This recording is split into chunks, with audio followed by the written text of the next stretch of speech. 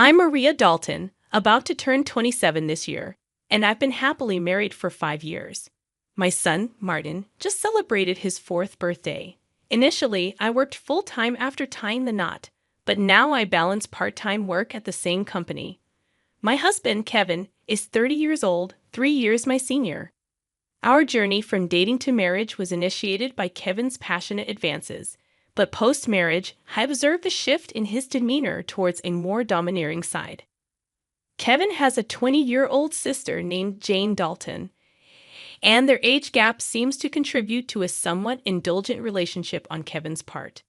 Before marriage, I didn't mind Jane's frequent visits and assumed they got along well. However, after tying the knot, I started noticing changes in her behavior. Jane often drops by unannounced, at any time, and expects to be served without ever bringing a token of appreciation. Kevin, rather than addressing the situation, expects me to accommodate her demands. Jane acts as though I'm invisible, addressing only Kevin with a casual "brother, I'm here again." Despite not preparing for an additional guest, I end up serving dinner to Jane. Kevin, instead of understanding, blames me aloud, insisting I should have been more considerate. Despite Jane's verbal apologies, it's evident she relishes Kevin's preferential treatment. Left with leftovers, I prepare my own meal while Kevin and Jane continue their chat on the sofa, leaving the dining table messy. They never acknowledge Martin or me, treating us more like hired help than family. One evening, as I'm about to take a bath with Martin, Kevin interrupts, loudly instructing me to buy a cake for Jane. Despite it being late, Jane insists on having it immediately. Kevin blames me for delaying, and, feeling compelled, I reluctantly head to the cake shop with Martin in tow. Overhearing their conversation, I learn they're criticizing me for being inconsiderate and questioning the decision to marry me. Meanwhile, Martin, though unable to grasp the words, senses tension in our relationship. Suppressing my emotions, I ask him about his cake preference, and he cheerfully requests one with lots of fruits.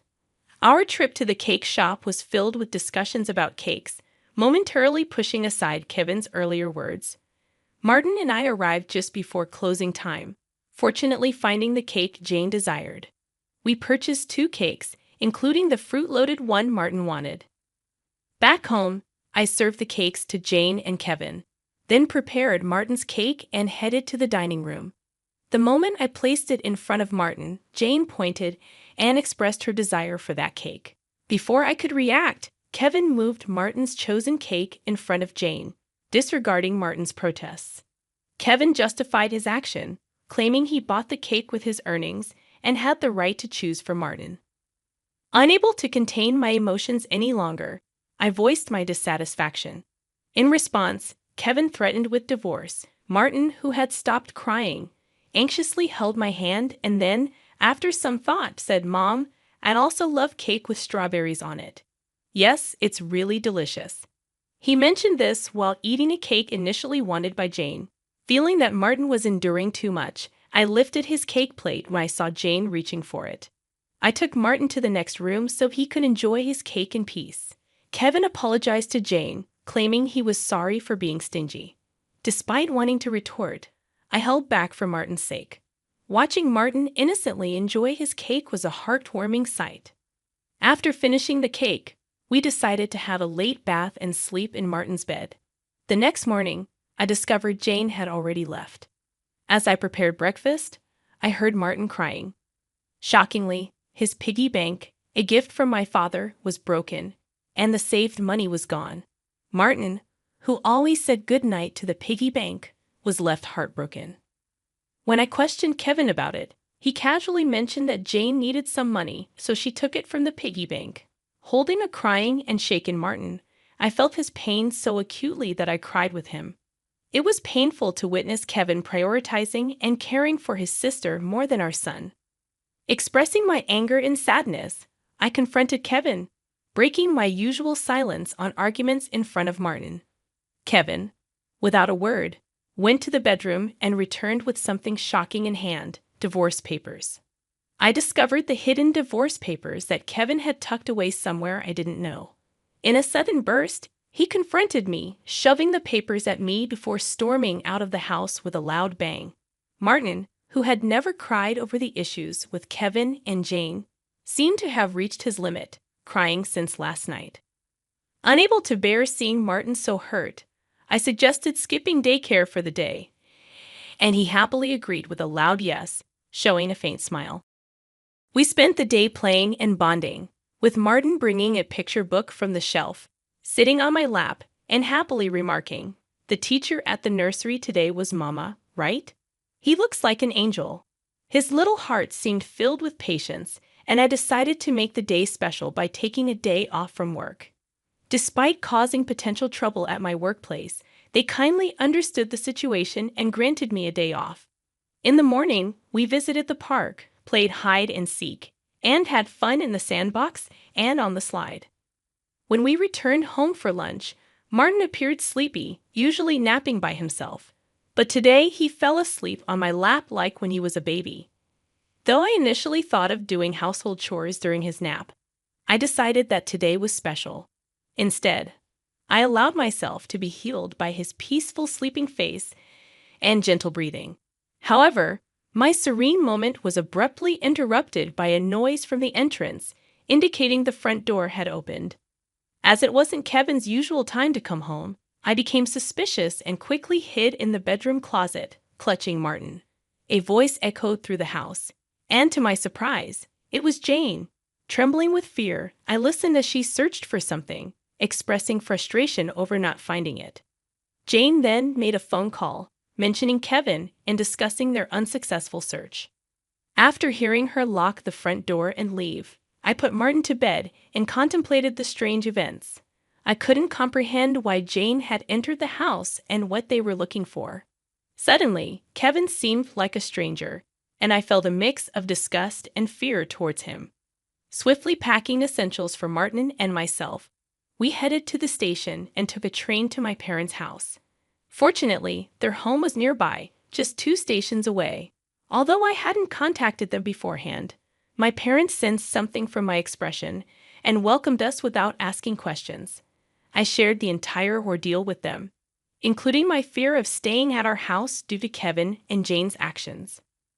Upon hearing my mother's suggestion that Jane might have been looking for my belongings, possibly cash cards, I recalled my past experience as a successful CEO in the handmade goods industry. I had entrusted the company to friends when I decided to prioritize raising my child after getting married. Although I still worked part-time and communicated with the company from home, Kevin was unaware that I was still the CEO. I discovered the hidden divorce papers that Kevin had tucked away, suspecting that he thought I had a decent amount of savings. While I've mentioned to him that I still received some assistance from the company, I've deliberately kept the details about being the CEO and my savings private. This secrecy stems from realizing early in our marriage that Kevin struggles with managing money and tends to spend everything he earns. Kevin, at first, provided only $200 a month for food expenses and even suggested I quit my job to become a full-time housewife. However, with the financial strain of raising Martin and only $200 for food, I never agreed to be a full-time housewife. Eventually, he reluctantly allowed me to work part-time, and to ensure I wouldn't consider divorce, he had me sign a post-marital property waiver through a lawyer. Since Martin's birth, I used my savings for his nursery fees and clothes, as I've only received $200 for food.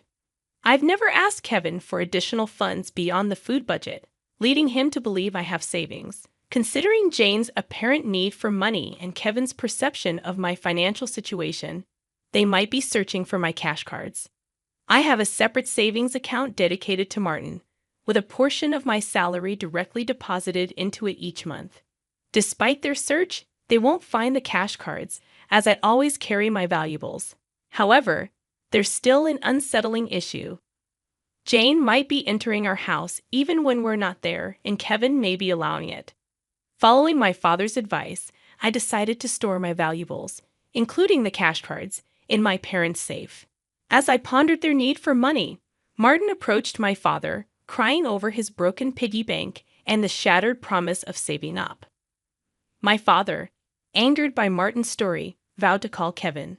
My mother suggested finding out their purpose calmly, as Kevin's mention of divorce might shift blame to us, making the divorce more favorable for him.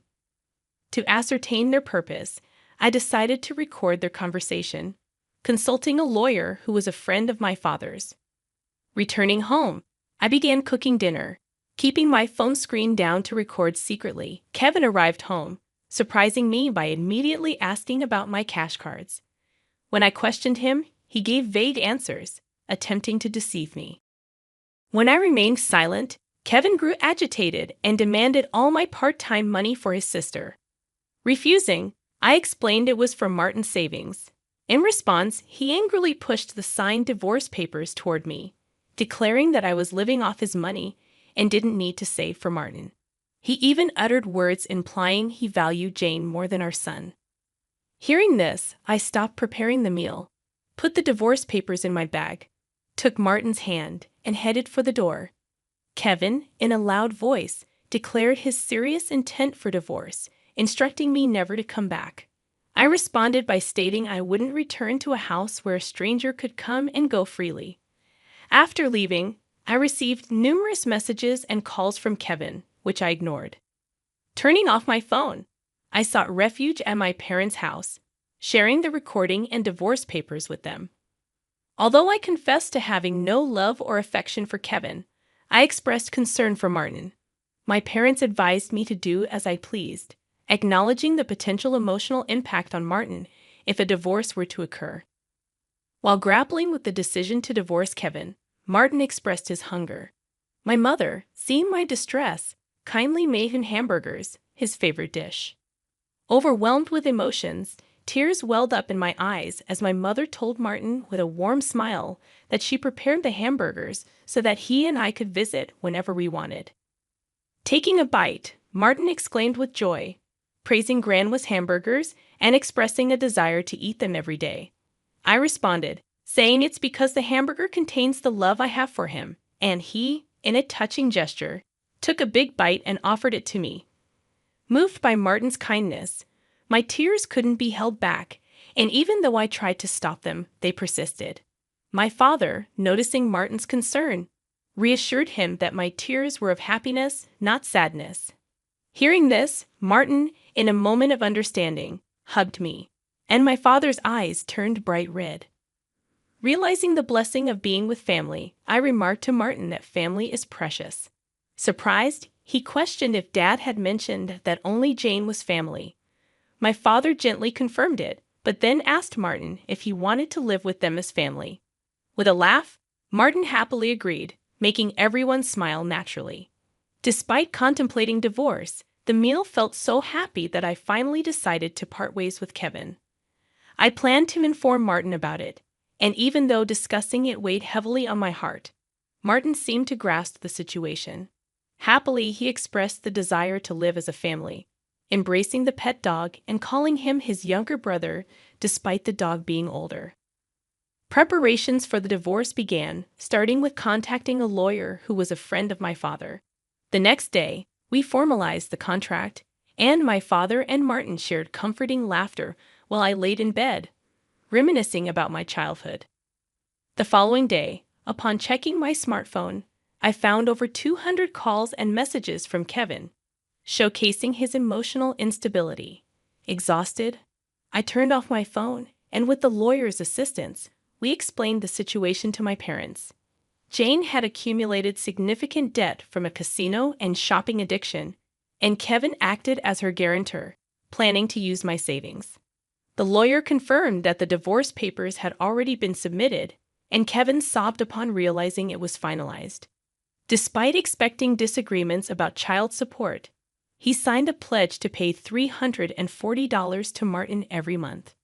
In a subsequent call from Kevin, his tone lacked aggression, and he calmly admitted to financial manipulation and explained his complex feelings toward Jane. I firmly asserted my decision not to reconsider and heard his faint sobbing before he wished me happiness and hung up. Remaining strong until the end, I discussed future plans with my parents and decided to stay with them until Martin grows up. I resumed my role as a company president and later learned that Kevin and Jane had informed their parents about the divorce and debt, resulting in disownement. Today, I find happiness being with my family.